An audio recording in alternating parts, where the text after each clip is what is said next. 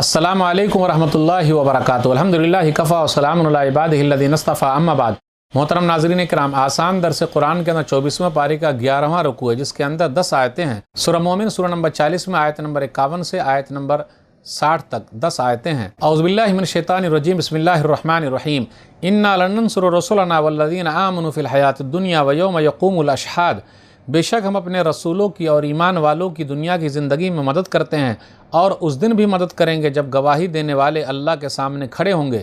یوم لا ينفع الظالمین معذرتهم ولهم اللعنۃ ولهم سوء الدار۔ جس دن ظالموں حق کا انکار کرنے والوں کی معذرت انہیں کچھ بھی فائدہ نہیں دے گی، اور ان کے لیے لعنت پھٹکار ہے اور ان کا ٹھکانہ برا ہے۔ وَلَقَدْ آتَيْنَا مُوسَى الْهُدَىٰ وَأَوْرَثْنَا بَنِي إِسْرَائِيلَ الْكِتَابَ۔ اور ہم نے موسیٰ علیہ السلام کو ہدایت کی کتاب توریت دی، اور بنی اسرائیل کو کتاب توریت کا وارث بنایا۔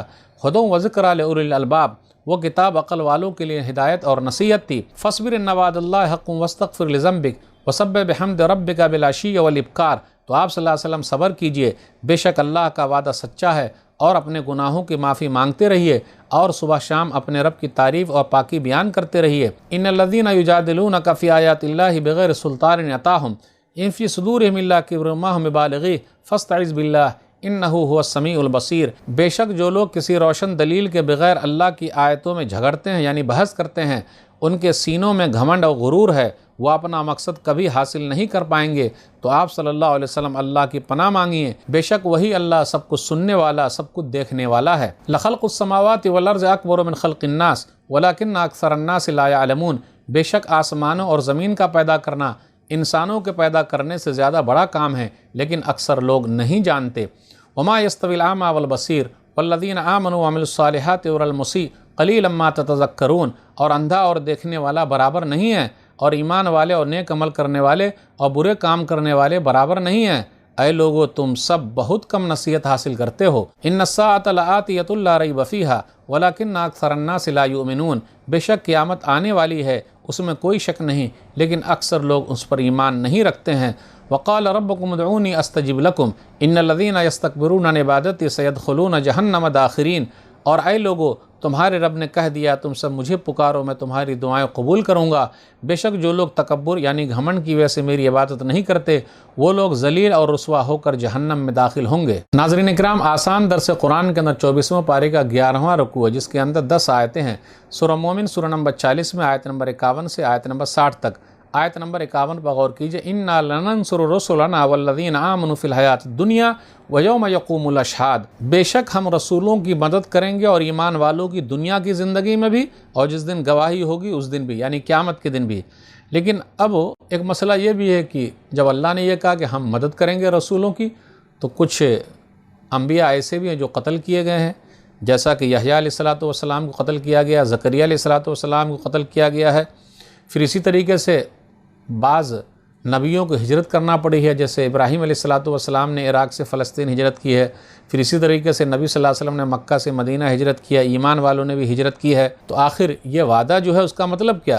لیکن اس کا مطلب یہ ہے کہ زیادہ تر ہوگا، کبھی کبھار کچھ ایک آدھ دو ہو گیا کہ اللہ نے کافروں کو ذرا موقع دے دیا، تو یہ دنیاوی زندگی ہے، تو وقتی طور پہ ہو سکتا ہے کہ اس کو غلبہ مل جائے، یہ عارضی طور پر ہے۔ لیکن اصل مدد وہ جو قیامت کے دن ہے وہ ایمان والوں کے ساتھ تو ہے۔ اللہ دنیا میں دشمنوں کو بھی ذرا تسلط دے دیتا ہے، جیت دے دیتا ہے، لیکن اصلی جیت تو ایمان والوں کی ہے جو قیامت کے دن ہوگی۔ ہاں، البتہ اللہ تعالیٰ نے جن کو جیت دی ہے دنیا میں کافروں کو، تو ان کو ذلیل بھی کیا ہے۔ جیسے یہودیوں نے کہا کہ اس نے عیسیٰ علیہ السلام کو صلیب پر لٹکایا، تو رومیوں کے ذریعے اللہ نے ان لوگوں کو پٹوا دیا۔ تو دنیا کے اندر اگر کچھ غلبہ ملتا ہے تو لیکن دوسرے کے ذریعے اس کی پٹائی بھی ہوتی ہے۔ نبی صلی اللہ علیہ وسلم مکہ سے مدینہ گئے 8 ہجری میں، پھر واپس بھی آ گئے، پورا مکہ فتح ہو گیا۔ 2 ہجری جنگ بدر میں 70 کافر مارے بھی گئے۔ تو تھوڑا سا غلبہ تو ملتا ہے، لیکن نقصان بھی بہت ہے کافروں کا۔ آیت نمبر 52 پر غور کیجئے۔ قیامت کے دن کوئی معذرت قبول نہیں کی جائے گی، کوئی فائدہ نہیں ہوگا۔ آگے اللہ نے آیت نمبر 57 میں کہا لخلق السماوات والارض اکبر من خلق الناس ولکن اکثر الناس لا یعلمون۔ آسمان و زمین کا پیدا کرنا یہ بڑی چیز ہے یا انسانوں کا پیدا کرنا؟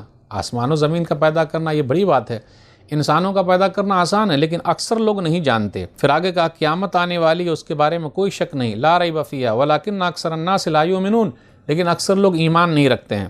اس کے بعد آیت نمبر 60 میں ہے، اللہ نے کہا مجھے پکارو، ادعونی استجب لکم، میں تمہاری پکار کو سنتا ہوں۔ نہ مانگنے والوں سے اللہ ناراض ہو جاتے ہیں، اس لیے ہمیشہ اللہ تعالیٰ سے مانگتے رہیے۔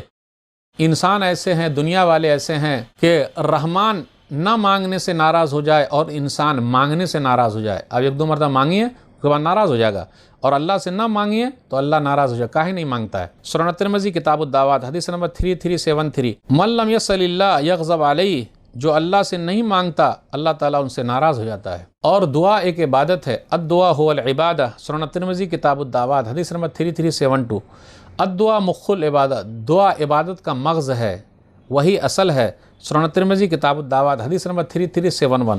اس لیے اللہ تعالیٰ سے مانگتے رہیے، مانگنے کا بڑا فائدہ ہے، نقصان تو نہیں ہے۔ تو ناظرین اکرام، آج کے درس میں بس اتنا ہی۔ اللہ تعالیٰ سے دعا ہے کہ اللہ تعالیٰ ہم لوگ قرآن کریم کو پڑھنے، پڑھانے، سمجھنے، سمجھانے، عمل کرنے اور لوگوں تک پہنچانے کی توفیق دے، آمین۔ والسلام علیکم ورحمۃ اللہ وبرکاتہ۔